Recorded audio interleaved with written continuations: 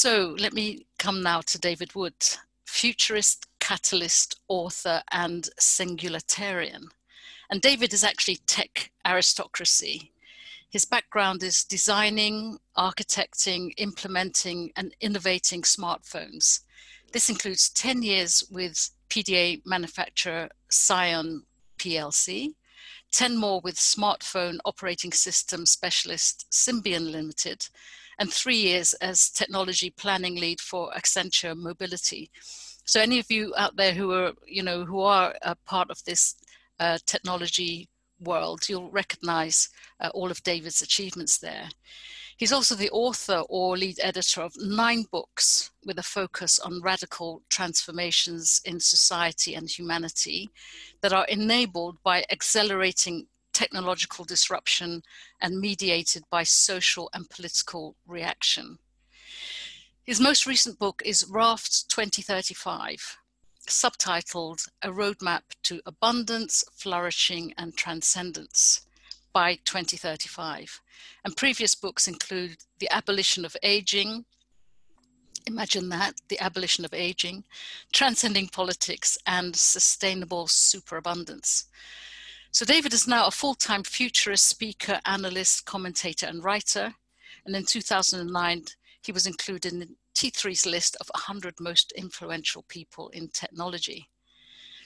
So I first met David around, I think it was around 2015, was it David? When he was in his function as host of London Futurists, where I was and still am regularly uplifted out of the political doldrums to see a possible future that in fact no political progressives are quite yet dreaming of.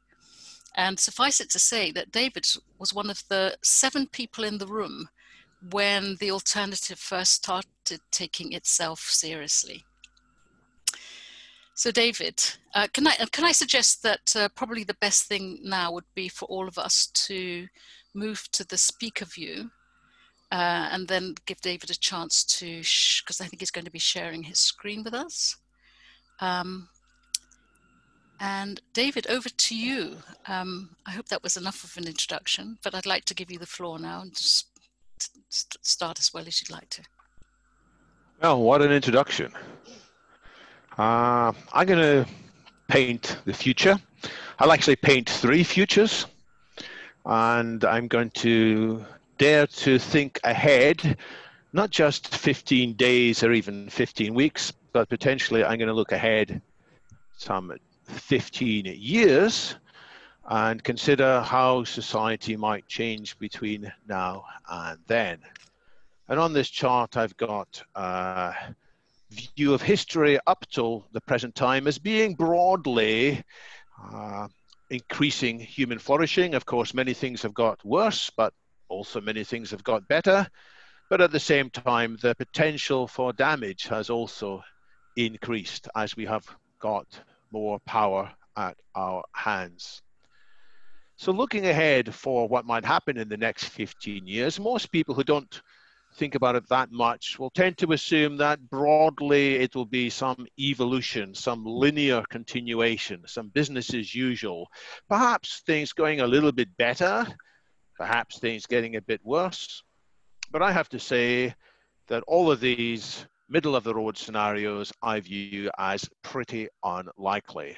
I assign their probability or something like them as only 10%. That's not the kind of future I think is likely because of forces of change, including, though not limited to, what I'll describe as the 4th Industrial Revolution, which is just getting going. And if we're not careful, the 4th Industrial Revolution will tilt humanity's well-being downwards in what we might call an environmental catastrophe or a social collapse. And I rate that as far too likely. If I gave this talk 4 months ago, I would have said 30% probability. I'm now a little bit more disappointed and apprehensive. I rate that as a 35% likely. We might not get to that collapse or catastrophe by that time, but we would be well on the way to it. But if you're good at maths, you can figure out that there's another 55% scenario still left over in which we can take advantage of the technologies of the fourth industrial revolution, and lots more to tilt humanity's well-being upwards into something I'll describe. This is one possible description of the elephant: sustainable abundance for all. And what we need to do, of course, is to lessen the chance of that really bad outcome and increase the chance of that really good outcome. And I've come to see three things is critical to that transformation.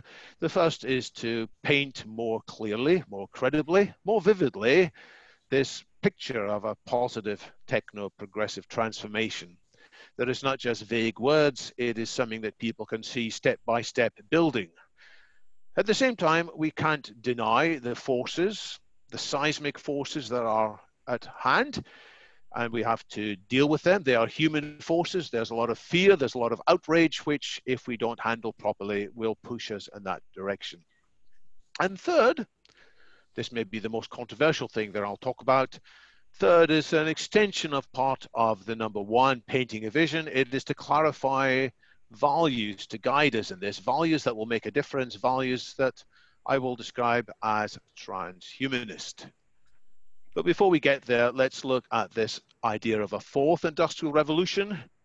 Here is a very oversimplified single slide picture of all of human history, or at least one way of looking at all of human history, in which the most critical things in terms of changing the world are waves of an industrial revolution, successive phases, arising out of an appreciation of science and engineering, critical methods, and arising out of an appreciation of openness in society, that you were allowed to criticize authorities, you were allowed to form alliances, and entrepreneurs can get together with technologists. So over a number of phases, the world got changed by steam and mechanization and trains, then it got changed again with electricity, displacing steam, with synthetic chemicals, changing agriculture, and so much more, with mass production. A third phase of the Industrial Revolution, when computers started displacing humans from the workforce. We had consumer electronics dating back to the first silicon integrated circuit in 1959. And we're about to see the bigger effects of the fourth phase, which I claim will be more impactful even than the big impacts from before. And I'll characterize it as NBIC convergence, which I'll explain, but before I do so, I'll just point out there is an acceleration of timescales here, at least in this telling, in which each next wave has come more quickly than the preceding wave. And this acceleration is driven by a very important phenomenon, which is positive feedback cycles, which is part of what's going to change the world more than most people expect, either for good or for bad, in the next 15 years. NBIC is what some radical futurists use as shorthand to refer to nanotech, biotech, infotech, and cognotech, four different quadrants of a single set of changes. Nanotech is more precise control of matter at the nanoscale. In due course, we'll have nanobots, computers the size of just biological entities, and we will have quantum computing in due course. We already have 3D printing. We already have more sensors. Biotech is changing not our silicon, but changing our genes. And I can point to things like CRISPR with its miraculous breakthroughs of 2012, allowing us in due course more control over which genes are turned on or off and all the other biological layers. Infotech isn't just computing, it's machine learning based on big data, and 2012, almost by coincidence, was the breakthrough year for deep neural networks. C for cognotech, sometimes also called neurotech, is when we understand more about the human brain than ever before and find ways to improve the functioning of our brain. And there are four quadrants here because the top half is roughly hardware, the bottom half is roughly software, the left is broadly physics, the right is broadly biology. But what's more interesting is the crossover effects between these different quadrants. For example, nanotech allows us to have more nano sensors. We can find out what's happening without having to cut people's heads open. We can understand a lot of what's happening in their brain when people are being creative or meditating or being intuitive. And as we understand that more, the many PhDs in neuroscience who work for our leading AI companies are copying some of these ideas back into AI. And as AI improves, we have better understanding of, in due course, of personalized healthcare and so forth. So one reason why there's likely to be even more progress in each of these four fields is because of developments in one field allowing faster developments in others. And the other reason for change I already mentioned is positive feedback. The first industrial revolution had rudimentary machinery created by rudimentary tools, but as time went on, machinery built better tools, which built better machines, and so forth, unleashing more access to coal energy as well. The second industrial revolution included more power over synthetic chemicals, which were built from chemical reagents. The more chemicals we synthesized, the more chemicals we could build. Third industrial revolution involved computers, which initially were very difficult to manufacture and build, but you can use the disciplines of computer-aided manufacturing, computer-aided design to help build better computers. So the computers have been getting systematically better for all that time. And it's the same with software. Software is built by engineers using software tools, which means that smaller teams can build more powerful, more capable software with, on the whole, less faults in it. That's the past.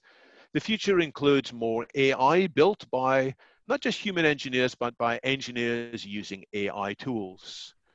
And this is something I'd love to talk at more length about, but I'll shortcut. Suffice to say that the improvements in one type of AI can lead unexpectedly to quicker improvements in other AI. The bigger picture of positive feedback is that we've got more people on the planet than ever before. And that's not just mouths to feed. It's not just people emitting greenhouse gases. It's more people who are more innovative, because they are educated to higher levels, taking advantage of YouTube and all kinds of online materials. These people are also networked as never before. So it's no surprise that more networks create more tools and create more technology. And the tools improve the educational methods, the tools improve the networks. That's why we've got more artificial intelligence, more deep learning. That's why the world now has more active scientists than ever before, more active engineers building more products, taking advantage of more people who understand how to create businesses, how to change the user interface to make it more acceptable, and how to educate people. That's why I think the likelihood is there's going to be more technology change in the next 15 years than in any previous 15-year period in history, causing more disruption, either for good or for bad. But I have to apologize because I've sort of given the impression that all of this is happening somehow relentlessly, automatically. Of course, it is not. The technological change arising from application of science in open systems and driven by positive feedback cycles is very much influenced by how we humans respond. What legislation we put in place. Do we demand that a man walks in front of a motor vehicle with a flag if it's traveling more than 4 miles an hour?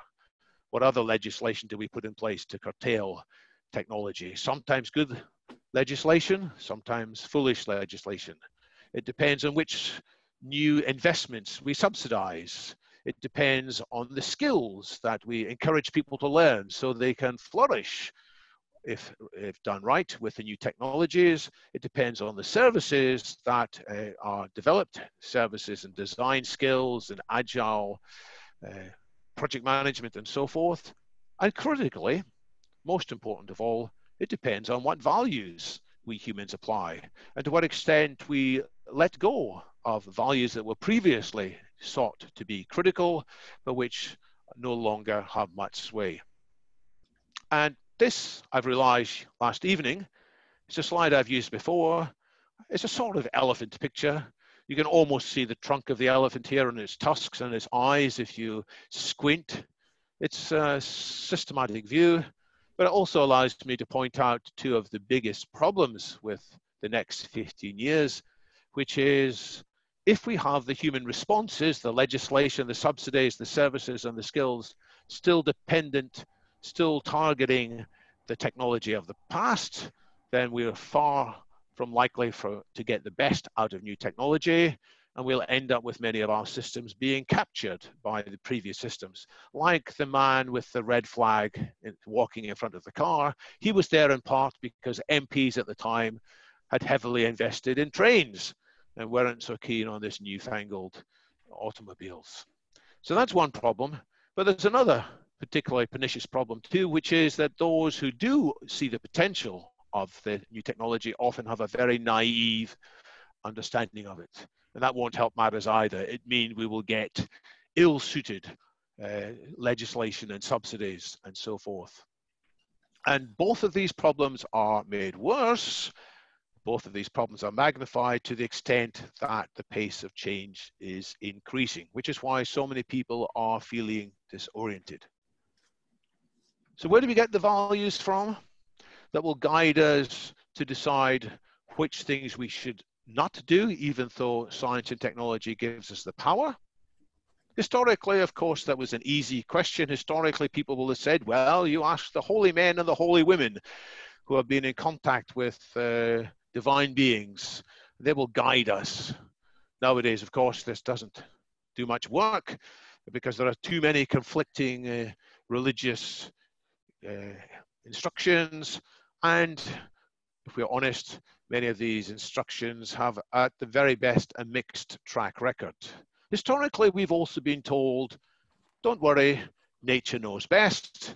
Let's live in a suitably balanced way with the right yin and yang or whatever. But if we're also honest, we have to recognize that nature is full of red in tooth and claw. Women, for most of history, went from one pregnancy to another with many children dying early. We had far too much natural diseases, natural decline, which is why most people nowadays, if they think about values, would probably describe themselves as humanists or post-humanists of one sort or another, where we use human well-being, our own judgment of human well-being, guided by our immersion in the community, guided by our reflection, guided by what we get from great literature, but Hemingway and Shakespeare as much as the Bible and the Bhagavad Gita, guided by observing nature, but we're not putting too much faith on any one authority, and we're certainly not putting nature on a pedestal. But I say even that is not enough for the pace of change. So if I clear up this slide, I'm now going to argue for going beyond humanism. There's nothing wrong in these humanist principles, but I want to advocate for transhumanism, which sometimes called H+, in part because it's humanism plus the conviction that the human species as it is today, as we have reached here by evolution, is by no means the end of conscious development, but rather it is at a comparatively early phase. And if we are wise and smart and careful, if we avoid putting today's human nature on a pedestal, we can do much better in a relatively short space of time. And that frightens many people. Many people said we shouldn't tamper with human nature. Yes, of course, humans are foibles. Yes, we are stupid sometimes, but hey, isn't that what makes us brilliant? Isn't human nature too precious to mess around with?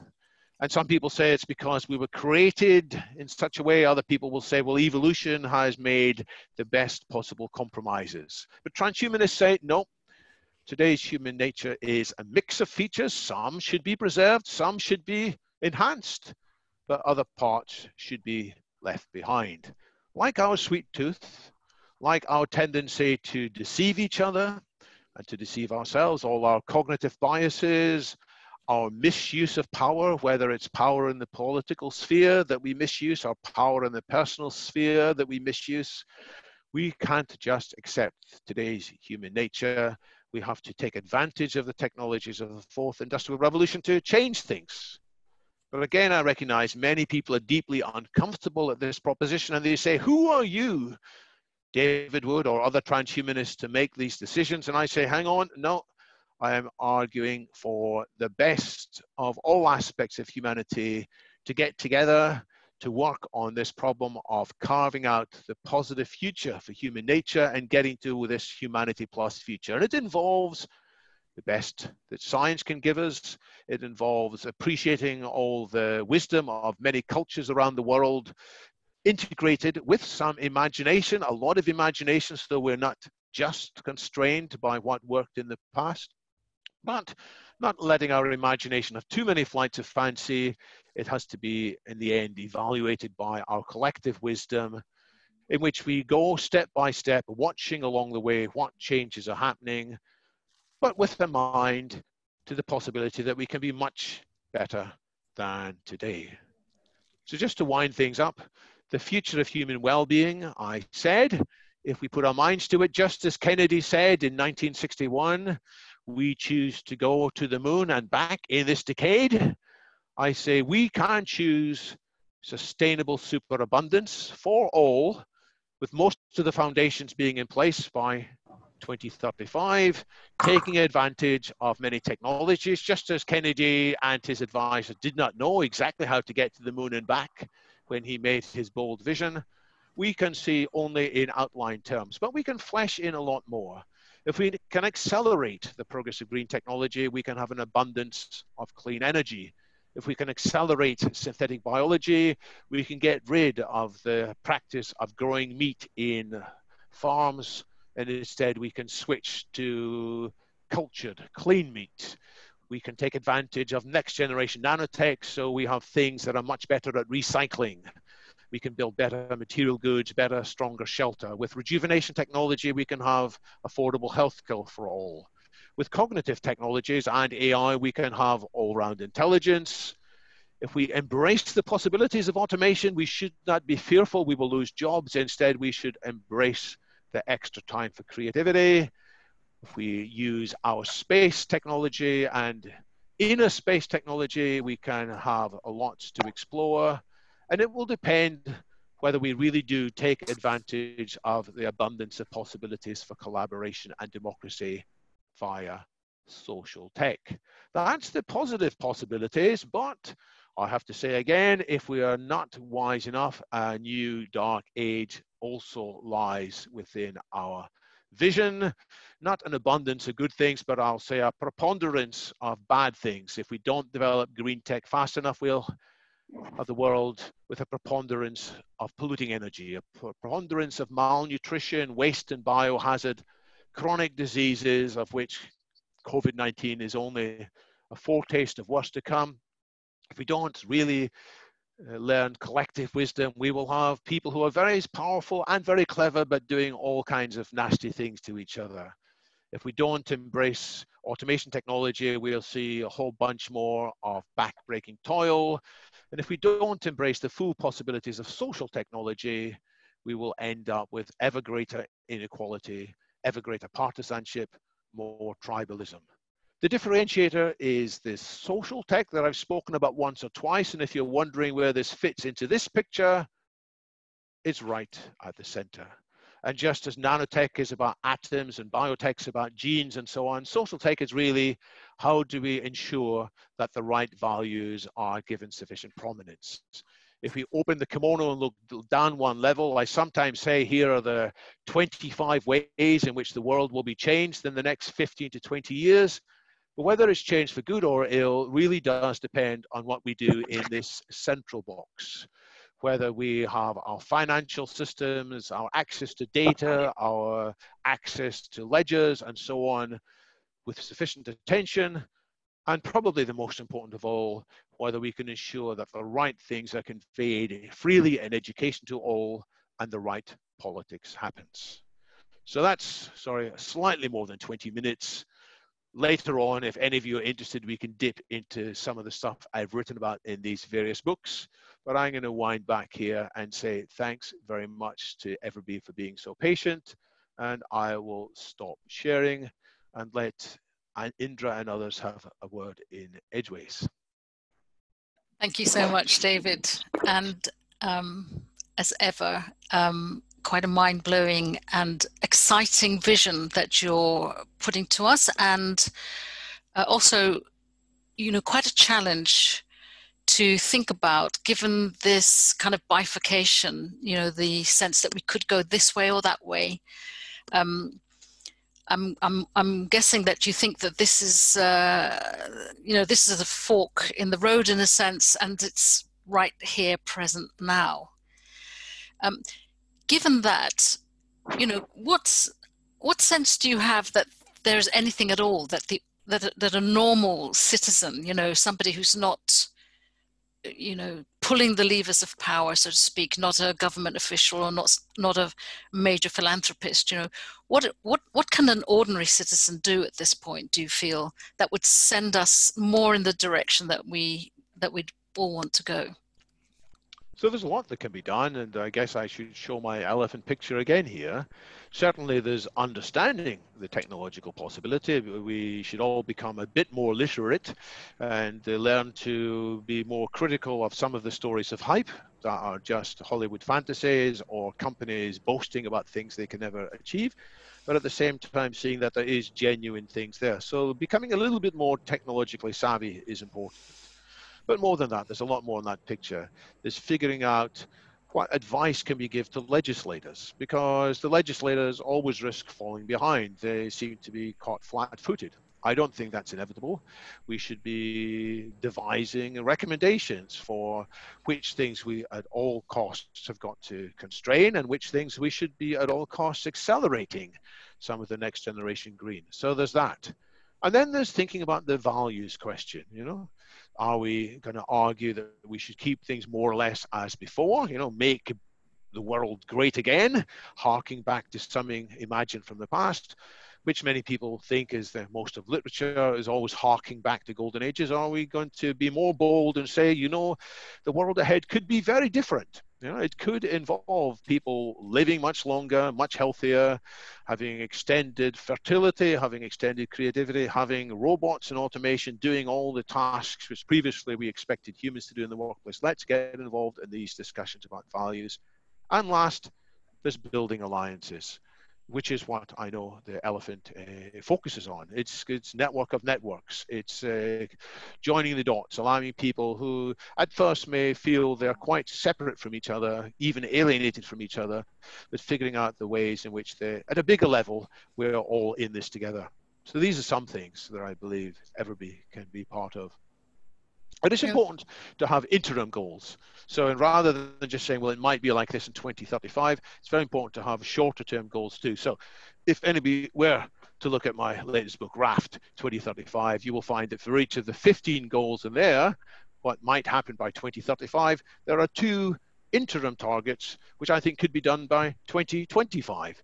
And sometimes it's about getting bits of the law changed. Sometimes it's about getting funding for various proofs of purpose. Sometimes it's about just clarifying how this world could work. If we're not focusing on GDP anymore, what should we be focusing on? Let's clarify this picture. So there's lots of short-term things there too, in principle.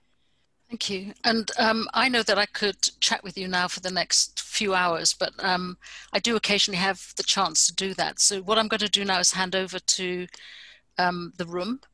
And invite people, rather than put your questions into the box, please, if you want to ask David a question, look at your screen below, you'll see the chat box. Just put your name in there, and that's the best way for me to invite you one by one in the order that you get into the box, if that's okay. So I think, Kirsten, you've already put a question in there. Yes. Do you want to just ask David that? Speak it yourself. Sure, thank you. So David, I guess with those things that you had mentioned, I want to sort of understand what you think the top ethical considerations are going to be for us going forward. Certain things like life extension, stuff that you mentioned in biotech about gene therapy and so on. And obviously dependent on your worldview, I guess, whether you think things are ethical or not. What are your views on what those things might be? I had one more slide which I took out, which was my 10 principles of transhumanist values and ethics. But If I had to pick only two, the first will be greater transparency. You know, we have to go beyond the system in which many things work for reasons we don't quite know. We're not quite aware of which forces there are in the world. AI is still a black box in many ways. As much as possible, we should be driving these things into the open discussion. Questions of bias and fairness, actually, they're quite complicated. If you have a various seemingly plausible views on bias and fairness, it often turns out that they are mathematically irreconcilable. You know, the different principles will lead you to do different things. Well, rather than just leaving it to a software engineer to make that decision, let's get these tensions out into the open when we can have a more considered discussion. So the highest thing that's most important now is transparency. And then the second thing is the possibility that actually politics can be a good, positive force, and that the state sometimes is the right way in which we can make progress. Politics has got such a bad name. We all look around and we feel contempt for so many politicians, and we say, oh, they're just power mad and they're always corrupted. We should have as much individual liberty as possible. Yes, but we won't have individual liberty unless there are some regulations that are put in place and kept in place. So what the government has been doing with various laws about lockdown and masks, you know, it's forcing us to behave in ways that we probably wouldn't unless there was some central coordination. So politics can be a positive force, but only if, as well as a powerful state, there is a powerful society.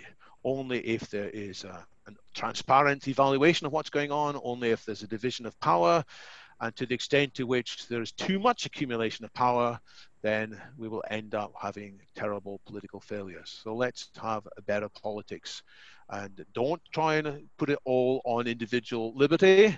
We will not have people having much liberty if others around us are behaving badly. That's great, thank you. Thanks, David. Thanks, Kirsten. Walter, did you want to ask your question? Yeah, hi. It's one of your thoughts, David, as to how do we get a wider engagement with these issues? I mean, at the moment, we seem to live in a world where, should we say, the conservative forces that would push us in the wrong direction are very good at communicating, and you only have to look at the politics in terms of the States and the UK and so on. There seems, if you take the average man in the street, almost total oblivion to the sort of things that that you're talking about and the challenges. And then how do we get, have you got any thoughts as to how we get past this obsession, this total enticement with materialism and consuming, and get people engaged in a more informed and a more forward-looking debate? Because until there are more than, whatever it is, 23 people taking part in meetings like this, the negative forces will dominate, is yep. I guess, where I come from. So I think on my first slide, I said one of the most important things is credible, vivid communications of a positive future. It's because people don't see a credible possibility of such a future that their horizons shrink and they look instead to material well-being or other things. So we have to be better at communicating, and it's not easy. You know, there is lots of skills that need to be brought in here. But I'll point to one positive example. The positive example is what changed in the 1980s between Gorbachev and Reagan. When Reagan came to power in 1980, he talked about the Soviet Union as being the evil empire. When Mikhail Gorbachev came to power, he inherited, 68 years of viewing the West and the US as being a fearful foe. Ronald Reagan was hell-bent on something called Star Wars, the Strategic Defense Initiative, building a more fearsome weaponry. And what changed? Oh, there's many ways to tell this story, but the way I like to tell it is that Carl Sagan, an inspired futurist, came up with an understanding which gripped the world. And the understanding was, hey, you guys, if you let off your nuclear bombs, you won't just be frying a number of cities, you will be triggering something that had never been understood before, nuclear winter. You know, there will be this dust clouds in the air. And we take nuclear winter for granted now, but in the mid-1980s, it wasn't. And this caused bright people in Gorbachev's circle and in Reagan's circle to say, you know, this is a new way of looking at things. And he tipped them both over from being fearful opponents into being more ready to give each other a bit of benefit of the doubt. So we need more people like Carl Sagan who can find a way to communicate vividly and compellingly. And so when the question came earlier from Indra, what can normal people do? Maybe that would have been a better answer. We need to all learn and identify amongst us who are the talented communicators, and they must also communicate the right visions for the future. Because if we communicate a naive and foolish vision of the future which falls to pieces under a bit of probing, that will be counterproductive. So it has to be a vision of the future that's informed by what's truly possible, and then it's got to grab people. But if we don't do that, then people will not change. I'll say one more thing here. One of the most interesting students of change in organizations, he's written a great deal about it, is John Cotter, Harvard professor who wrote a very influential book 20 years ago or so, Leading Change, Why Change Initiatives So Often Fail in Large Companies. And the two most important reasons he identified are, one, lack of a sense of urgency. People say, yeah, I guess this seems important, but you know, it seems something like we can put off. And second, lack of a sufficiently compelling vision of a better future. So we need to do both, which is why I have painted both, I think, a credible bad future and a credible good future. And I encourage more people to get involved in their own ways. Make better videos, make better narratives, better fiction, so we can displace the black mirrors from our TV screens with suitably interesting white mirrors instead. Lovely, thank you. I'm going to invite Simon. Would you want to put a question to David? And then after that, we're going to go into breakout rooms. And Mary, I hope we'll have a chance to answer your question after the breakout. So Simon, please go ahead. You have to unmute yourself. Thank you. Can you hear me now? Can you hear me? Yes, loud and clear. Hello. Yeah, thank you. I'm just kind of getting my thoughts together. It's not a specific question. It's a kind of a wondering that might spark, a response from you. So I was really interested to see your slides, and you kind of talked about values, and you seemed to posit, you know, that we were looking at religious values or nature-based values or humanism, and you got to kind of humanism plus or transhumanism.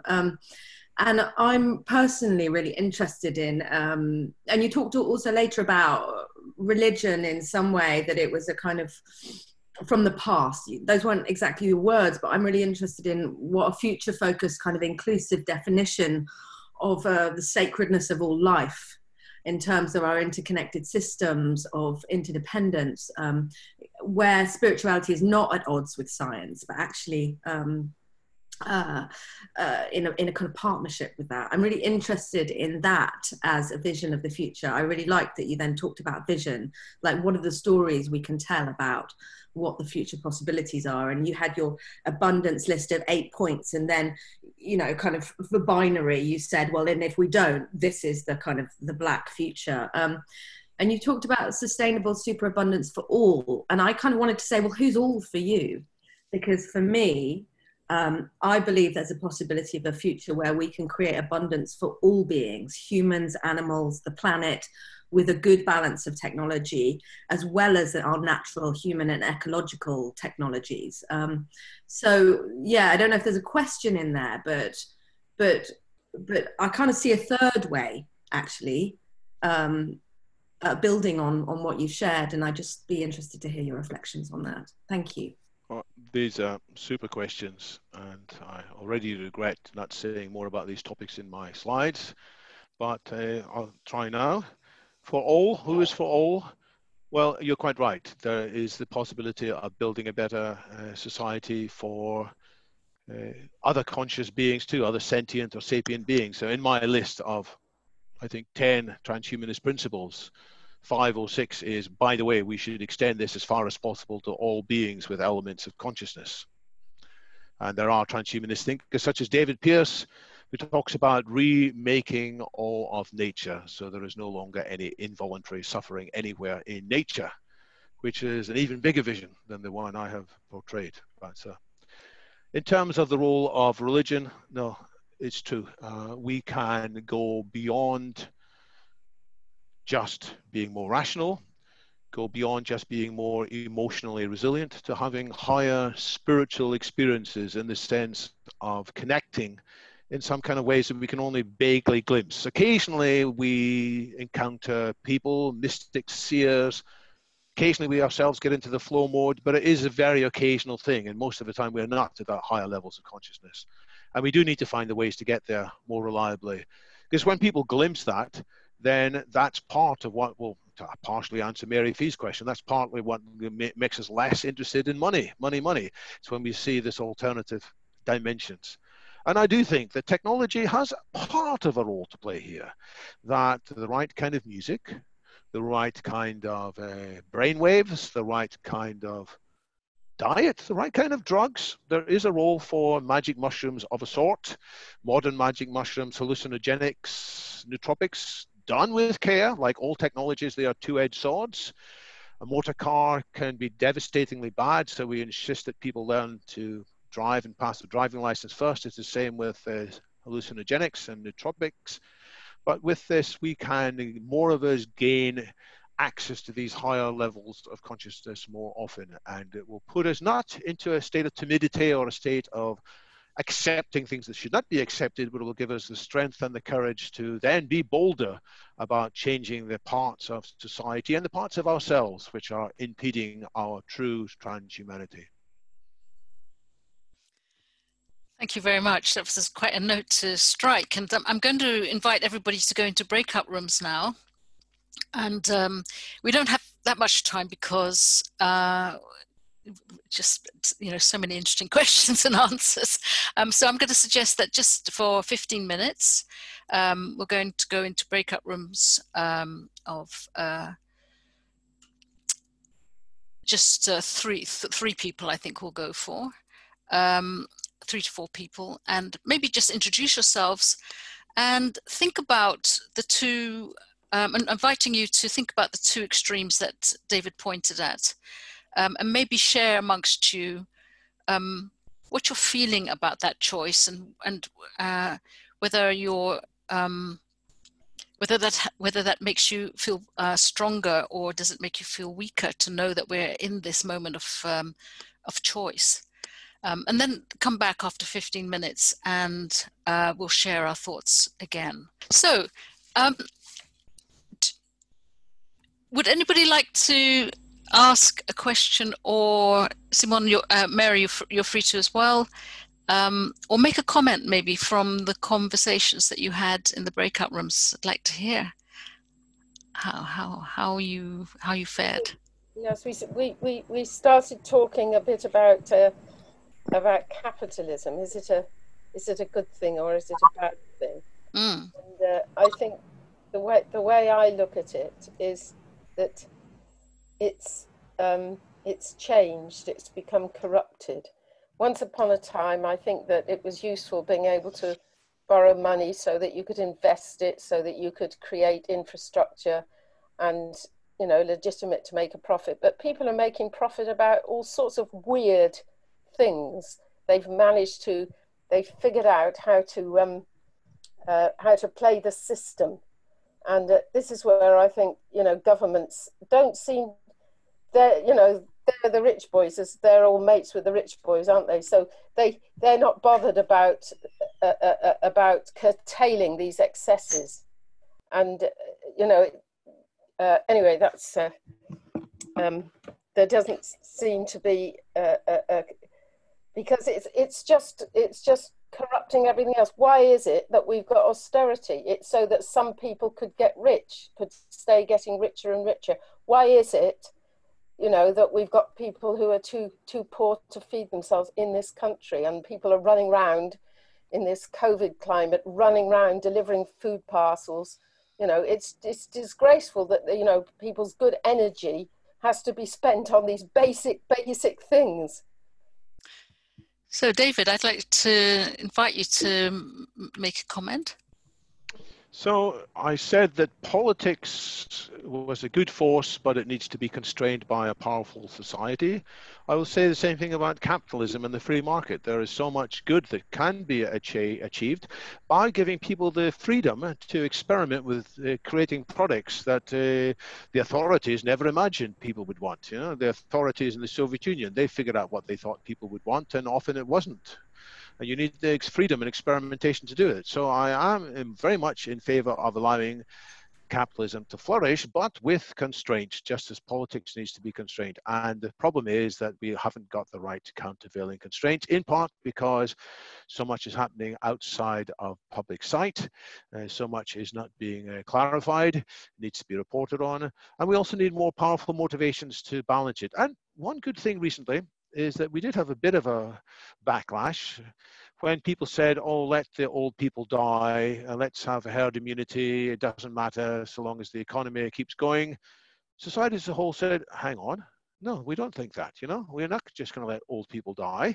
We're going, all lives matter. And so there's been a bit of a pushback there, and we need more of that. We need more of that pushback, and we need to ensure that the tendencies of capitalism are properly kept in place. And from time to time, we should restructure it and say, this is not going to be allowed anymore, even if it was successful in the past. And so it needs nuance. It's not, I'm against two kinds of fundamentalists, pro-market fundamentalists and anti-market fundamentalists, who, but each of them, I think, have an oversimplified view of something which is more complicated. And we humans need to see that complexity and appreciate it. Thank you, David. Bob, I think you would like to ask a question. Hi, David. Hi, Bob. Long time no see. I'm really sorry I turned up late. I had it in my calendar start at 5:30, my mistake. So I only got to see your last two slides. However, I did see your final slide, so I kind of got a feeling.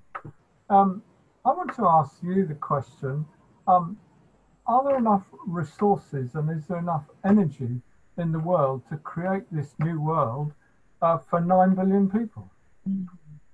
Absolutely, yes, but it's going to be hard work. So there's plenty of energy hitting the earth from the sun in just a few hours to meet all human needs, but my goodness, we need to be better at capturing it and distributing it.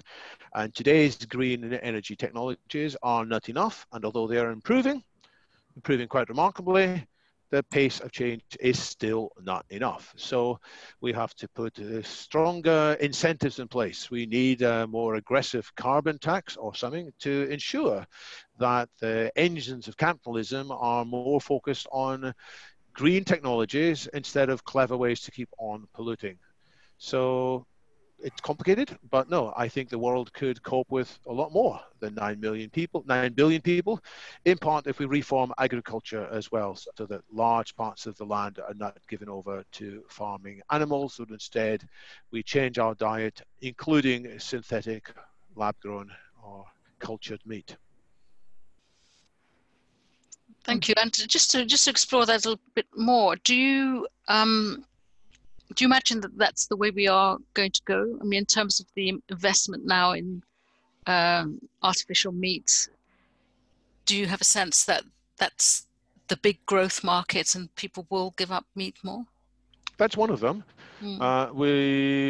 Most of us who eat meat turn a blind eye to all kinds of bad things that are happening. There's about 7 reasons why current meat is very bad for all kinds of things. So we use too much water, we use too much land, there's huge amounts of greenhouse gas emissions from both ends of the cattle, we pump them full of antibiotics and therefore increase antibiotic resistance, and of course there's the suffering involved, and lots of meat isn't very healthy because it's got, despite all the antibiotics, it's still got cholesterol and so on. So there is a big market, which many companies have pursued. Mark Post is one of the great thinkers in this. There's a book that came out just last month by Jenny Kleeman. It's called, don't laugh, it's called Sex, Robots and Vegan Meat. And she looks at the future of robots offering intimate relationships, and she looks at the future of meat grown by many people who, it turns out, are vegan. She also looks at artificial wombs, children in the future might be born outside of the human body, and she looks at new ways to die. And she has some very interesting research on what these companies are doing. And it's not going to be straightforward. There's going to be many stumbles along the way, but in due course, the price will come down. In due course, it will be demonstrated that this stuff is actually healthier for us than normal meat. And in due course, more companies will pile in. But it'll be the usual way. It's going to be slow, disappointing before faster take off. We actually go faster with fish. If meat is murder, fish is genocide. We have almost killed whole races of fish. And worse, fish has got more microplastics in it. And there is some evidence that we should stop eating fish because we're doing bad things to our body that never happened before. We used to say fish is so healthy. Well, it's no longer true. And fish farms aren't a good solution either. But if we could do, there's a company called Finless Fish. I think it's called Finless Fish or Finless Food, which means you grow the fish, but it's not actually a real fish. It's just the meat of the fish. So some of this will come along, but whether it's going to succeed, alternatively, we might just all end up going traditional vegetarian, and there's lots, we just need change. But the culture may suddenly tip, just as years ago, we didn't mind much about smoking. We say, yeah, people can smoke if they like. A while back, we used to say it didn't matter if people drink and drive, you know, we all make our own decisions. Now we're horrified when we walk into a restaurant and people are smoking there, and we're horrified when we see people drinking and driving. We're likely to be horrified in the future at the bad things we are currently doing to animals, and we'll wonder, how on earth did we get away with it?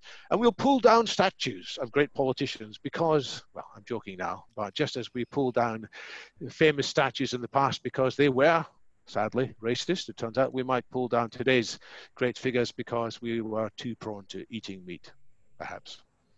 Maybe, indeed. Stevie, you'd like to ask a question? Self unmuted. Yeah, I run into a lot of divisiveness on social media platforms. I've got kind of mixed feeling about them. Some of the worst bits about it seem to be sort of growing polarization. I'm having a kind of problem how to manage this. Have you got any good ideas about how we could best negotiate some of the worst? I'm really for freedom of speech, but at the same time, I'm having a problem with the misinformation that's being hijacked. I mean, honestly, so much going on right now. I have a prediction. It's going to get worse before it gets better, sadly. I say there are cleverer AI algorithms deployed to be even smarter at worming their way into our desires. We will be led into even more of intense character if we're not careful. And so this is a very important issue, and we've got to put pressure on Facebook and Twitter and all these other things to act responsibly. Now, it's difficult because, of course, we want to preserve freedom of speech, but at the same time, we have to say all these people shouting and spreading conspiracies, it's very bad for our collective psyche.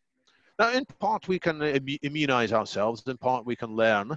But it is hard, and even despite us becoming more rational and more thoughtful, I think there's still a case for appropriate legislation of these, and there's a case for building alternatives.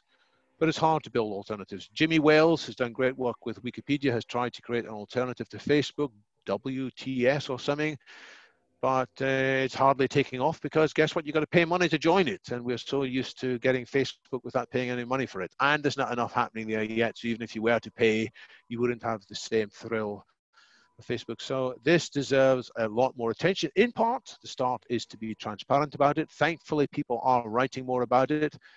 One of the earliest investors in Facebook, Roger McManey, has written a very good book called Zucked, about the terrible things that's happened in Facebook and the oblivious approach taken by Mark Zuckerberg and Sheryl Sandberg. We need to put more pressures on this. But today's politicians, especially the older ones, are probably not the people to get involved. And we need, therefore, to help these politicians by coming up with suitable regulatory ideas. Some of the younger politicians get it a bit, so that's a start, and we should help them. So if I could just follow up a little bit on that as a question, I think you've mentioned quite a lot of times, David, regulation as a role in shaping this better future. But you've also talked about the evolution of the human being and their own ability to participate and be creative and responsive. I mean, how much in your own political futurism would you put towards the evolved human being becoming more capable and responsible for shaping that public space? There was a little bit in what you said that made me think that you were also looking at something that we've been looking at a lot in the alternative is, you know, how does society itself become responsible for the future rather than defer all the time to political parties? And, you know, and is that an area of growth? You know, what about decision making? You know, how, you know, what are the decision making platforms that you might have come across that you feel are worth paying attention to, for example? The difficulty is we only need a very small percentage of people to do bad things with new technology, to behave irresponsibly, and the good work of everybody else gets undermined. So we only need one bad actor to create a bioweapon. Today, the small number of people become suicidal and do bad things, crashing aeroplanes into mountains or other things, taking others with them. A small number of people, the Japanese sect Om Shinrikyo, some outgrowth of Buddhism with other bits of ideology melded in. They thought it was their mission to spread sarin gas in the Tokyo underground. They also tried things with anthrax. Thankfully, they weren't successful, but they were going after PhDs in chemistry to help them. We only need a small number, and very bad things can happen, which is why just relying on people behaving better is not enough. We probably do need some element of more monitoring, some element of more regulation too, to constrain what new genetic compounds are created. There should be a careful record of everything that these groups create on behalf of others. In due course, I do hope that everybody will be living according to this higher state of morality, but we must not be naive. We must also realize that even people who most of the time are admirable still often have the depths of their character, some inner demons which can come out in the wrong ways. And again, we need to guard against that too. Getting the right balance is hard. We shouldn't expect it to be easy. We probably expect these problems of regulations to be just as hard as the engineering and technological problems in the first place to create the technology. And we need more people to get involved who understand the psychological issues, who also understand the technological issues, and who understand the limits of law. And we need these polymaths, and we need to encourage more of them. And they are the most important people to nurture. Of course, we can do it in part by getting people to talk to each other, but it's even better sometimes when the same ideas can rest inside a single person's head. Oh, interesting thought. Maria, I think you had a question for David. Yeah, just I guess question or sharing. Probably also kind of ties into what Sharon and Kirsten shared in the chat box, with this kind of a sense of control and autonomy when it comes to technology. So I did a retreat in the beginning of the year, and the Buddhist monk who was guiding it said, if you can't control your addiction to technology, you're screwed. And I definitely see that in my own life, because when I lose kind of control of the way that I use technology, I definitely feel a lot less happy than the periods when I'm in control of how I use technology. And different platforms such as Facebook, Netflix, YouTube, etc. So I feel really now like these platforms don't have that, like the sense of control embedded within them. So the only thing that I can do is to cultivate that myself. And I just would like to hear your thoughts on that. How can we do that better in the future so that technology helps us and not inhibits us? We don't become addicted, but we're in control. Sure. So we are all grateful for many parts of technology. We're grateful for, most of us, for vaccines. Some of us are grateful for birth control. Some of us are grateful for Viagra. Some of us are grateful for the ability to travel around the world more quickly. And of course, we're grateful for this Zoom, which despite its problems are helping us. So, but we must be in control, absolutely. And we, if we're not careful, can be addicted, which is why we need to watch ourselves. And we also need to watch each other in a way. You know, we form little groups and occasionally we can say to each other, give each other advice on things that we're doing where we're not living up honestly to the goals and values that we have each set. So part of the answer is in collective intelligence rather than just improved individual intelligence. And part of it might be technology that monitors us. There are apps that tell you when you've been using your iPhone too often, and you can get it to constrain your use in various ways. There may be other apps in the future that will keep an eye on you and steer us. And of course, the question is who owns and controls these apps? And it mustn't be a commercial entity. It must be something that is genuinely done on behalf of society as a whole, rather than being owned, which is why this must come into the public domain, rather than being something decided behind closed doors and just for profit. Indeed. Well, we're coming up to the end of our session, but David, before you go, I'd like to invite you to share with the room something that I've always been really fascinated by, which is the idea that as we shift our understanding of what health means and how health could be advanced, and what that means for aging. You know, I sometimes imagine that if people could begin to feel the benefits of some of this, their whole attitude towards politics and possibility would change. I mean, literally, when you're feeling better and you have more energy and you're looking at your life expectancy very differently, everything looks different, you know, and almost as if, you know, if that's the beginnings of agency, that's the beginnings of you feeling like you can start to make a difference. So I wonder if you could just, in this last couple of minutes, just give our remaining audience, and of course all the people who'll be watching the replay of this video, some of the hints of the benefits of that coming along. Well, let me talk about pet dogs. So currently we can intervene in the lives of mice and rats and flies and worms and make them live longer. If we can do it with pet dogs, at middle-aged, when they start getting droopy-tailed, and if we give them rapamycin or the other treatments that people like George Church at Harvard or Matt Kaeberlein are giving dogs, and if it's seen to give a new lease of life to dogs, then more people are going to say, maybe it can apply to us humans as well. Because people love their dogs, don't they? And they're very sad when they see their best friends becoming old and weary. And so when it is demonstrated as a technical possibility, it could cause an unexpectedly rapid change in mind, because all of us have got two conflicting thoughts in here. One is, growing old sucks. It's a real shame. I wish I could live longer. I wish my loved ones could live longer. But the other thing is, don't be selfish. Everybody dies. You've had your fair share. Don't go beyond 80 years and 10. You know, live a little bit longer than the average, but not much more. So we've got these two warring tribes.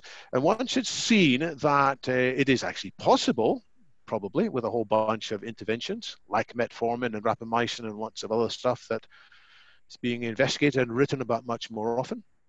Once it's seen that more of us can become super agers, where people who live till 95 but without having cancer or Alzheimer's or dementia or heart disease or diabetes, once we understand how they do it and the same mechanisms that can be applied, that's going to help change views much more rapidly. And some parts of the world actually are already more positive towards it.